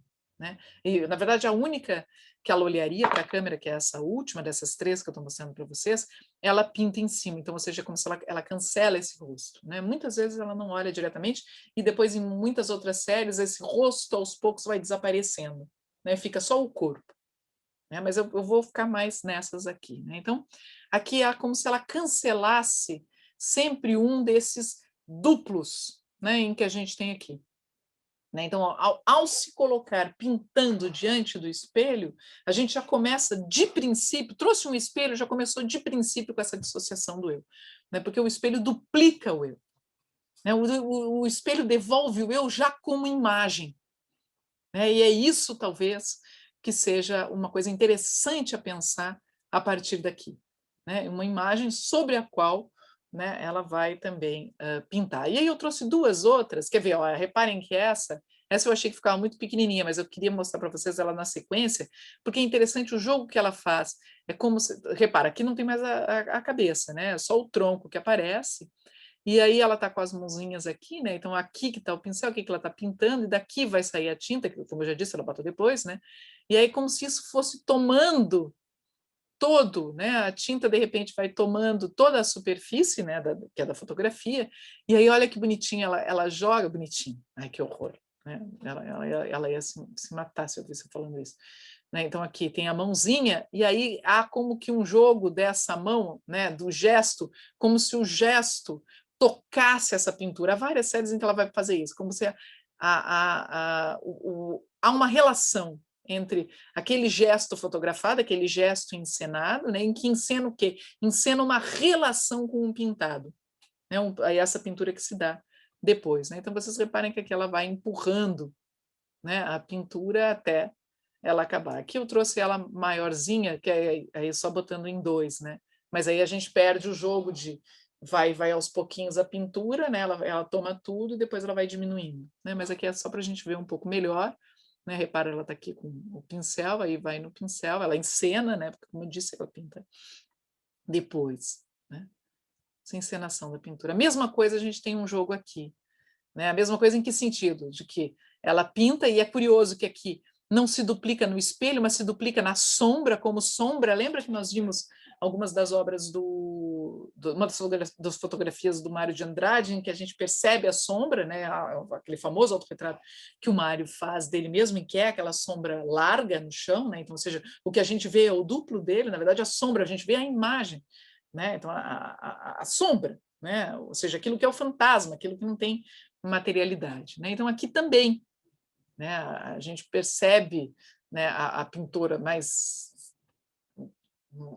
um maior formato, digamos assim, né, um perfil, né, maior, mais desenhado, é isso que eu quero dizer, na sua sombra, né, nessas primeiras aqui, porque aqui a gente vê essa duplicação no gesto, né, então pinta aqui, lá a sombra se duplica, e aí aqui que eu falei, ó, como ela joga com essa gestualização de segurar, ó, e depois ela traz a pintura que ela aparece mais, mas de costa, né? Como se ela pegasse aquilo que ela encena, né? O pegar aquilo que ela pintou, bota embaixo do braço e sai, né? E meio que a pintura fica de uma certa forma como um rastro, né? Uma última que eu queria mostrar para vocês, que se ali era a pintura habitada, né? Aqui a gente tem a tela habitada, né? E o que a gente vê aqui? Essa encenação, a artista está atrás da tela, então a tela, na verdade, o que a gente mais vê é o chassi, porque a tela é um tecido muito transparente, fino e transparente, né, que percebe que na verdade nos dá a ver a Helena Almeida. Então a gente vê ela muito ali atrás, né, então vocês veem que ela se aproxima, primeiro ela está distante, e ela vai se aproximando, então tem esse jogo também, né, desse caminhar, desse ir e vir, desse andar, desse chegar até a tela, desse se imprimir na tela, né, e do rosto vir para frente, quase como uma máscara se projetando, né, como a gente vê aqui, ó, nessas aqui finais, né, a mão que também ela passa, ela se adere, né, a essa tela, chega até aqui. Mas agora eu queria mostrar um molder para vocês, já estou começando a ficar angustiada. Com o tempo eu sabia que eu ia, né, falar demais. Então, o que a gente tem aqui? O seu Jorge Moura, claro, e da Helena Almeida, obviamente não esgotei, né, tudo que se poderia falar sobre Helena Almeida, mas, como eu disse, vamos nos centrar em alguma série e tentar levantar algumas questões a partir do que está dado ali. Né? O que nós temos com o Mulder? Né? Então, o Mulder começa a trabalhar com fotografia em 77, né? E aí, principalmente a partir da década de 90, que ele vai apresentar, vai se colocar mais, não que ele não se coloque antes, mas ele vai se colocar mais nessas fotografias que são séries, né? Então aqui são algumas das fotos dessa série chamada Nox, né? Noite, e em que vocês percebem ele também trabalha com esse jogo de espelhos, né? Então essa mão que segura, na verdade, essa mão que segura, ela está fora do quadro, né? E é esse rosto que está fora do quadro, esse eu que é né, o eu do artista fotógrafo, que se reflete aqui muito provavelmente num outro espelho, né? Então, ou seja, uma imagem que se duplica, que se multiplica, né? Então, o espelho também como esse meio de multiplicação desse corpo, né? De dissociação desse eu. Né, o espelho como esse elemento que vai dissociar esse eu. Né? E ele aparece assumindo uma persona, assumindo um personagem. Né? É o próprio Mulder, né? Mas é um eu que se transforma nesse personagem, vários personagens, que ele trabalha de uma certa forma nessas séries. Né? E eu trouxe duas outras para a gente ver aqui. O que eu ia dizer? E ele trabalha muito, mas não só, várias séries coloridas, por exemplo, ele tem uma série chamada Interpretação dos Sonhos, né? Então, ou seja, não por acaso, críticos como o Nuno Faria vai chamar a atenção para não só em função dessa série, mas em função de várias séries do Mulder, né? Ele vai chamar a atenção que, de uma certa maneira, o que a gente vê ali, deixa eu pegar exatamente o que ele diz assim, ó, as imagens de George Mulder abrem um espaço de intimidade, uma espécie de face a face sem reconhecimento que remete para o campo do inconsciente. Né? Então, ou seja, como essas imagens remetessem para esse campo do inconsciente, como eu já disse, não por acaso, uma das séries se chama A Interpretação dos Sonhos, né, que é um título, né, do Freud. Né? Então, a gente tem essas séries, não é só o Nuno Faria que chama atenção para isso, a Leonor Nazaré também atenta para isso, e esses livros que eu estou citando, eles estão na bibliografia, né, que ele vai dizer, a Leonor Nazaré falando de 3 séries que estavam sendo apresentadas, né, na Gulbenkian, que eram o pequeno mundo, que eu quero mostrar para vocês em seguida, né? E não tem que me contar seja o que for, e essa chamada interpretação dos sonhos, né? E ela diz, e várias outras no seu trabalho, são legíveis em função dessa herança conceitual do surrealismo, né? Então, por isso que eu trouxe também essa citação dela, para a gente voltamos ao nosso meio, nessa herança conceitual do surrealismo e a montante da psicanálise, pela qual a assunção desbloqueada do nosso mundo interior, incluindo o onírico, é fonte inesgotável de linguagens artística e antropologicamente interessantes, ou mesmo fundamentais, né?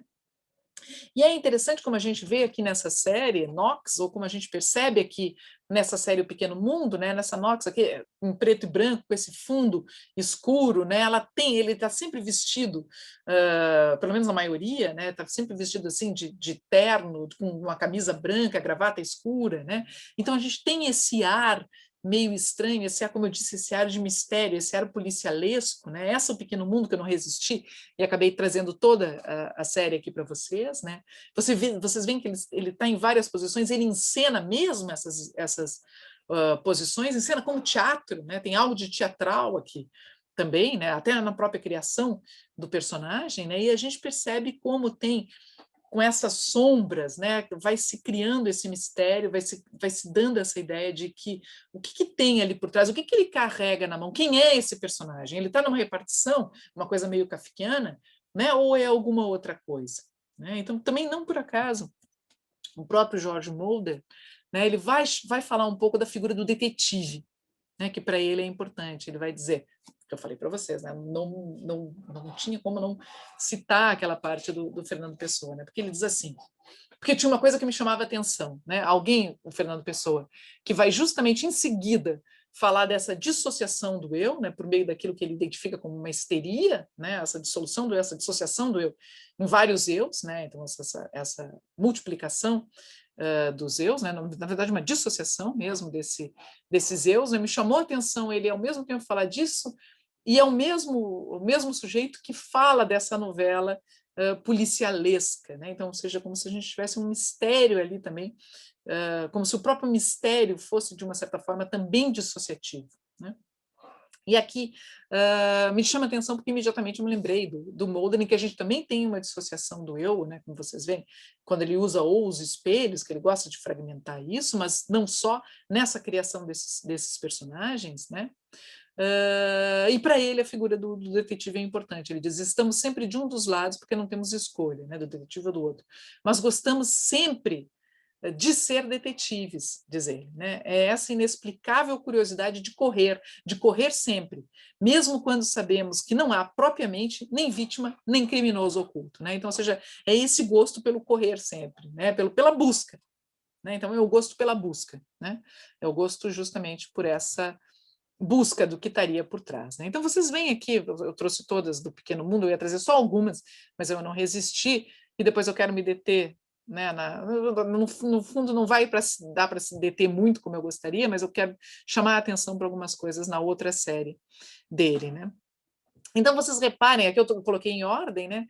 E elas têm algo de narrativo, como eu disse para vocês, é como se fosse construindo alguma coisa ali, né? A gente poderia colocar numa narração, embora o próprio Mulder tente recusar isso, né? Poderia se pensar, como eu disse para vocês, quem é esse personagem, o que ele está fazendo ali, né? Há questões aqui que poderiam ser respondidas, né? E essas respostas acabam se constituindo, de uma certa forma, como uma certa narrativa, né? E aqui é curioso como também esse eu, ou ele se multiplica nos espelhos numa série, ou ele também vai para trás, como a Helena Almeida, não para trás de uma tela, né, em que, repara que tem uma mesma aproximação, acho que por isso que eu também não resisti a trazer essa série, porque eu poderia ter posto lado a lado, já me arrependi de não ter feito isso, né, com aquela tela habitada que eu acabei de mostrar para vocês da Helena Almeida, porque ela também vai se aproximando, né, a mão vai se imprimindo na tela, a gente vai vendo, né, as mãos ali na tela, da mesma maneira ele vai fazendo nessa aproximação desse vidro, né, que é aquele vidro canelado, né, em que ele distorce um pouco a figura do lado de lá, mas conforme vai se aproximando, ela vai se definindo. Né? Então, a gente tem esse jogo de definição e indefinição do corpo. Né? E essas várias encenações desse personagem. Repara que de um lado aqui a gente tem ele passando por uma porta, essa fotografia muito desfocada, aqui ela já entra em foco, a figura se duplica também por um espelho, né? Depois ele sentado do lado de lá, como a gente tinha visto, né? De que lado estaria aquela figura, né? Em relação àquele vidro que eu falei, esse vidro canelado. Né? Então, tem um jogo também de vai e de volta, né? E de fragmentos. Se há uma narrativa, é uma narrativa que se constrói por fragmentos. Né? Essa própria narrativa se dissolve, se secciona, né? E se apresenta em partes, né? Também seccionadas. Né? Então, aqui ele passa por várias, né? A sombra, o jogo com a sombra, né? O jogo com essa figura, né? Que está em várias posições, como se a gente tivesse vários takes, né, de onde ela vai, onde ela trabalha, o que ela está fazendo. Né? Tem, como eu disse, esse mistério, de uma certa forma, por trás. E essa é a última, né? Eu adoro essa foto, em que a gente quase não vê a figura nesse longo corredor, né? E que ela emerge dali, ela vem vindo ali de trás, né? Se aproximando do espectador. E a última série que eu quero mostrar para vocês, e que eu disse que eu ia querer me deter um pouco mais, mas estou vendo o tempo, não vai dar para se deter, mas é que eu acho interessante chamar a atenção que, primeiro, que ela faz referência direta, né, à literatura, ela se chama Pinóquio, mas é genial, porque mesmo quando Mulder faz referência a algo que nós identificamos imediatamente como literário, Pinóquio, livro do Carlo Collodi, né, ela não é, em hipótese alguma, uma ilustração desse livro. Aliás, trazer esse título, chamar essa série de Pinóquio, talvez acrescente esse dado de desconcerto, né? Esse dado de desacerto, né? Justamente entre essa obra a qual faria referência e as imagens que ele apresenta. Né? E vocês reparem, que imagens são essas? Primeiro, chama atenção que ele vai usar um fundo claro. Né? E que imagens são essas? São imagens em que, em algum momento, são máscaras, né, como a gente vê aqui, né, que se tornam máscaras, outras são o rosto pintado, né, então esse próprio rosto encenado, esse próprio rosto ao qual é coberto, né, de branco, né, pedaços do corpo, como essa mão que se solta, né, como se a gente tivesse realmente fosse feito um molde, né, dessa pessoa que se apresenta aqui. Né, essa pessoa, como a gente está vendo aqui, né, essa pessoa sem cabelos, né, essa pessoa que aqui aparece como pessoa sem cabelo, né, esse personagem que ele cria, mas aqui, né, a gente percebe que é quase ele restando como um molde. Né? Então, a gente tem o jogo entre a própria pessoa e esse uso da máscara, né, e o uso da peruca, e o uso dessa vestimenta. Né? Então, ou seja, essa própria construção dessa figura. Né? Então, o molde da mão, né? O molde da cabeça, né? Essa cabeça que se apresenta como máscara. Né? E é curioso que a última imagem justamente vai ser essa da figura completa. Essa é a última imagem. Né? Então, eu vou deixar aqui só em algumas, porque eu tenho algumas observações aqui que eu quero fazer, né? E que eu acho interessante de chamar a atenção. Né? Bom, claro que a observação mais óbvia quando se vê essa série, né, é que ela é feita, né, e quem chama o primeiro, talvez, a chamar a atenção disso é Bruno Marchand, que escreveu o texto para a exposição, né, de 2009, em que se apresentou essa série, né, e ele diz que ela é formulada sob a égide da máscara, né, e realmente ela é formulada sobre a égide da máscara, né, então, ou seja, e ele vai dizer ainda que ela é um trabalho que é profundamente marcado pelo confronto do olhar do artista com a revelação da sua aparência na superfície da réplica. Né? E lembra ainda que a máscara é esse dispositivo que é entendida como um despiste. Né? Eu acho importante isso. E cito o Bruno, né? A sua função é de a encobrir, turvar ou dissimular aquele que a veste. Né? Então entra justamente nessa questão do fingimento, dessa encenação que nós falávamos aqui. Esta ideia normativa de máscara, enquanto disfarce, assenta no princípio que determina que por trás da sua superfície se encontra a verdade. Né? Então, ou seja, atrás da máscara haveria a verdade. Né? que aquilo que ela projeta é uma imagem adulterada, apostada em iludir a nossa convicta capacidade de avaliar o sujeito através da percepção que dele temos. Também por isso, ele vai dizer ainda, a máscara pode ser considerada como um instrumento predileto para a contrafação do eu. Né? Então, ou seja, esse veículo favorito da alteridade, né? Porque a máscara é, né, essa própria alteridade. Né? Mas e ele diz ainda, né, subsumida, eu não ia ler o final, mas eu acho que é interessante, ele diz, subsumida na sua falsa aparência está a promessa da autorização licenciosa do outro em mim, né? Então a possibilidade de divergir, de simular uma identidade, de me desdobrar num personagem fictício, de fazer nascer um avatar, né? E aí ele diz, esse é o universo do Mulder, né? A sua máscara é a sua imagem, né? Mas eu acho que se a gente prestar atenção, né, nas imagens, não se trata de uma máscara qualquer, se a gente for avaliar. Né? Mas, e José Bragança de Miranda já chamou a atenção, né, trata-se de uma máscara que tem algo de mortuária. Né? Então, ou seja, e aí eu quero encerrar pensando, né, um pouco o que é essa máscara mortuária. Né?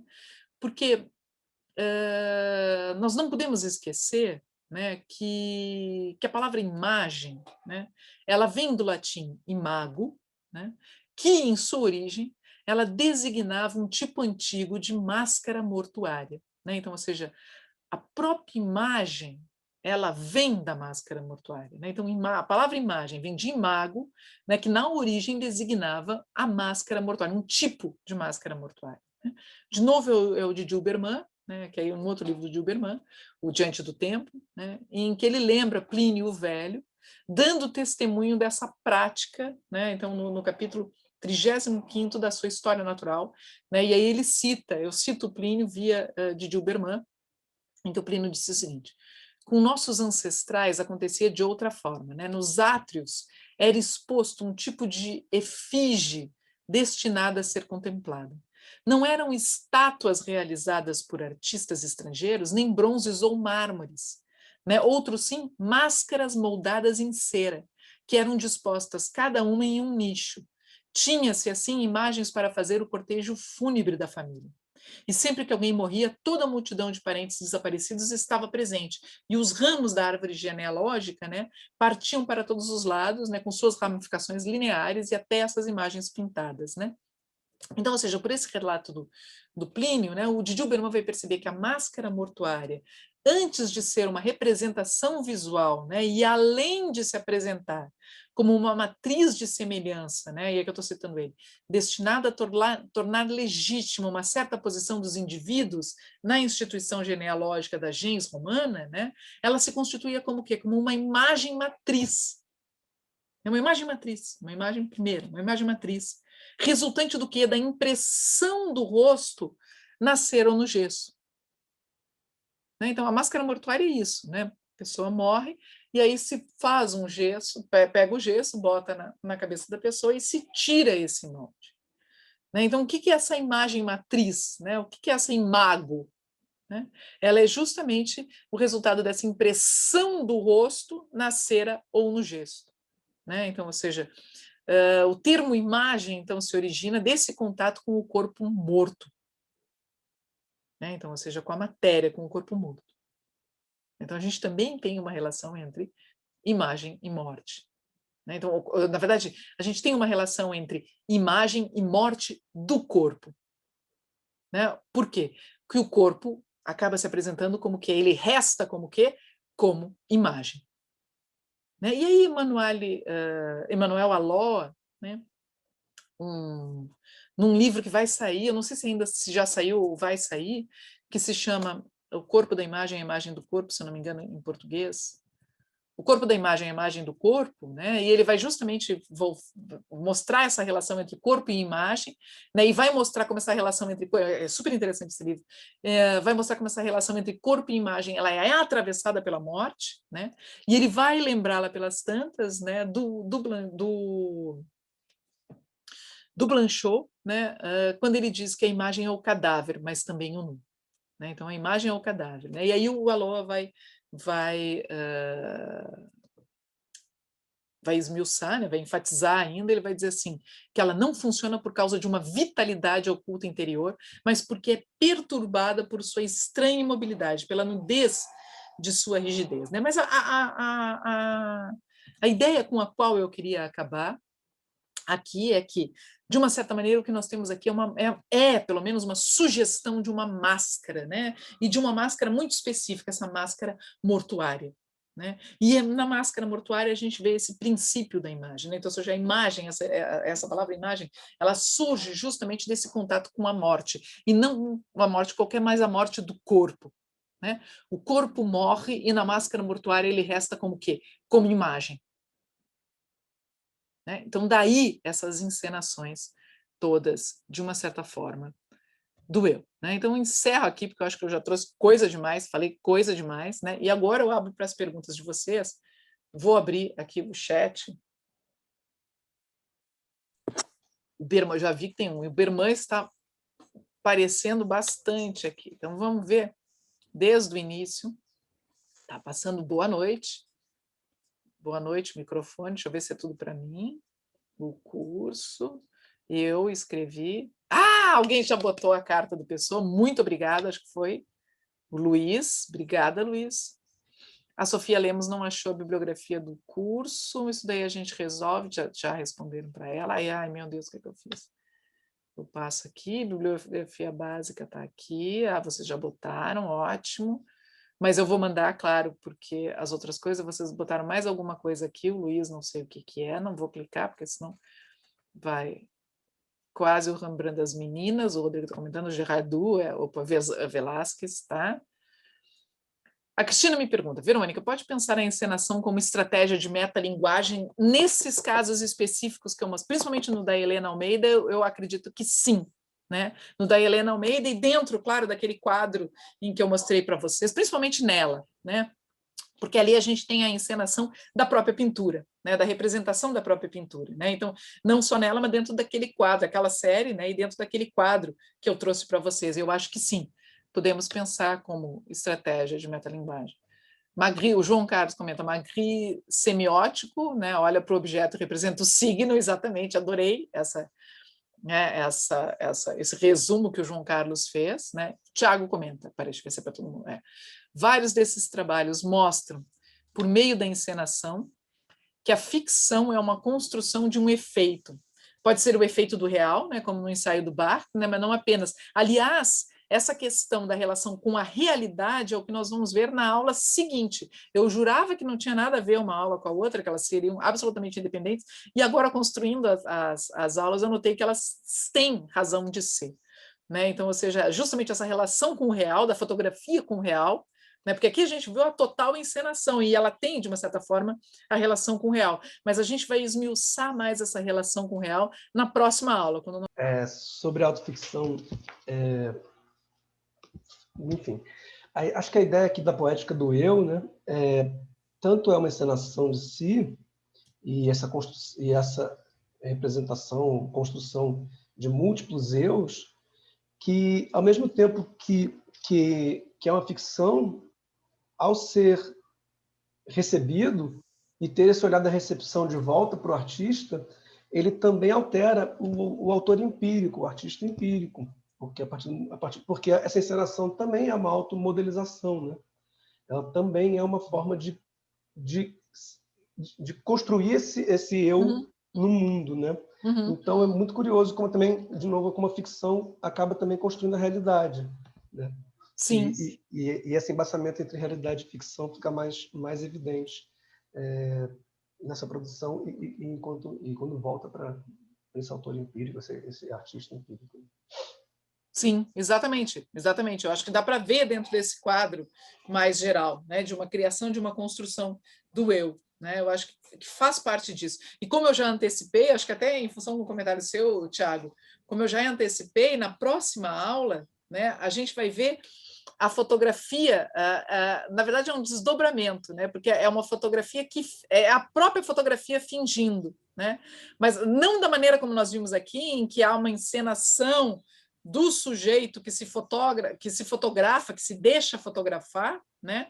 Mas principalmente a fotografia usada por 2 escritores, né, como documento, mas esse documento sendo ficção, né? Então a gente vai desdobrar um pouco mais essa relação com a realidade. Aí sim eu vou trazer o Barthes, né, que está na bibliografia, essas coisas todas. Eu pensei até em trazer para essa aula e eu disse, não, aqui vai ficar só com a encenação, né? Porque a gente desdobra na próxima. Eu estava falando dos efeitos no sentido mais amplo mesmo, né? Da ficção Sim. como tentativa de produzir efeito, né?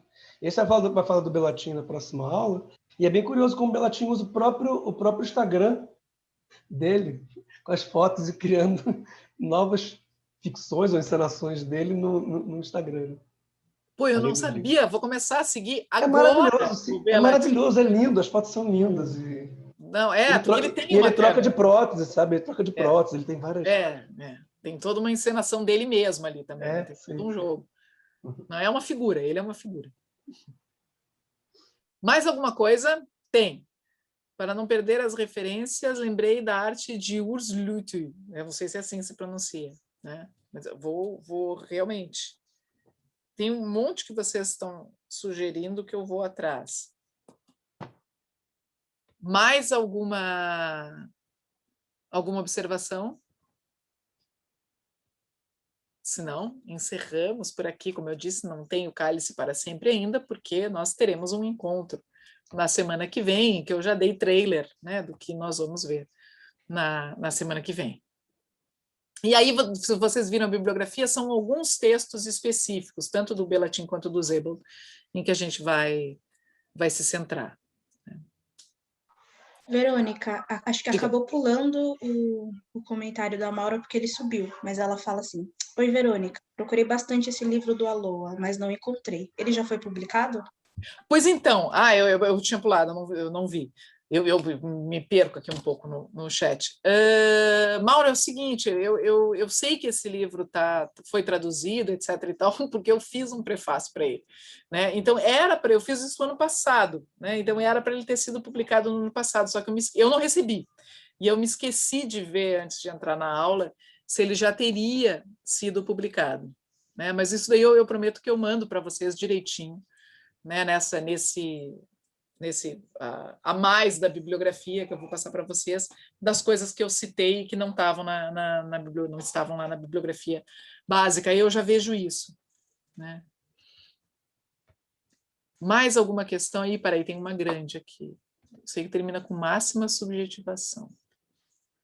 Ana, observando. Me chama a atenção que nessa busca do eu há uma espécie de recusa da identidade. Exato. Não, é o contrário. É a dissolução da identidade, né? Naquele sentido em que a histérica questiona as definições a ela imposta, de uma certa maneira assim, né? E por isso mesmo seria a máxima subjetivação. Não sei se eu entendi, mas eu concordo com a primeira parte, né? Porque eu acho que há essa espécie, sim, né, de recusa da identidade. É o contrário disso, né? É a quebra da identidade, né? É justamente o esfacelamento do eu. Né, um eu que se transforma, um eu que, na verdade, não tem nada de estável, muito pelo contrário. É um eu que é fluxo, é um eu que é trans no sentido de que ele está em processo, de que ele está em travessia, de que ele pode ser tudo. Né? Então, ou seja, ele está em trânsito mesmo. Né? Então, esse eu um eu que se acha em trânsito, né? Um eu que está aberto para todas essas, para essa fluidez. Né, e para essa transformação. Então, é justamente o contrário da identidade. Né? Então, é o eu em que está sempre O eu é outro, né, diz o Rimbaud. Né? Era outro que eu poderia ter citado, aliás, me esqueci de citar. Né? Outro poeta que eu poderia ter citado aqui. Né? E na frase famosa do Rimbaud, que vocês reparem, não é eu sou outro, ele diz eu é outro. Né? Então, ou seja, ele já vê esse eu como uma outra coisa, como um sujeito que não conjuga com o sou, com a primeira pessoa. Né? É um sujeito que conjuga com a terceira. Eu é outro. Né? Vocês estão entendendo o que eu estou querendo chamar a atenção? Né? Então, é a pura transformação desse eu. Né? Isso daí também tem tudo a ver com o fingidor, etc. e tal. Tem 4 novas mensagens. Agora é agradecendo. Tem algum? De nada, gente. Espero que não tenha ficado muito confuso até porque eu vi que o tempo estava indo e eu acabei terminando mais rapidamente, né?